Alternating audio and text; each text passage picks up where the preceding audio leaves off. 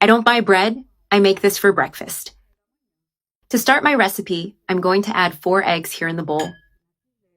I add half a teaspoon of salt to bring out more flavor. 2 tablespoons of whole milk. 1 tablespoon of all-purpose flour to give more consistency to our mixture. And also 1 teaspoon of baking powder to add some air to the mix. Now I'm going to mix everything really well with energy because I want to make a delicious breakfast. Perfect to start the day, right? I've already mixed everything until it's a completely smooth batter. Now I'm pouring this mixture straight into the skillet, where I already spread a bit of butter to prevent sticking and add flavor. I poured in the whole mixture carefully, spreading it out evenly. Let's add a generous amount of cheese on top. You can make this at home, and you'll see you won't miss bread at all. The best part is that it's quick, very easy, and you don't need a lot of ingredients. Now, I let the base cook well until it's firm. It's already well cooked on the bottom and has a beautiful golden color. At this point, add a bit more cheese on top. The amount of cheese is up to you. You can add as much as you want. I'm spreading it generously over the whole surface. The texture ends up being very similar to homemade bread. It really makes a perfect substitute for breakfast bread. Now I place a few slices of fresh tomato over the cheese. This combination turns out delicious and very flavorful too.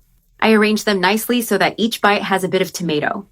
Now I'm also going to sprinkle a bit of chopped parsley on top. This is optional. If you like it, go ahead and add it.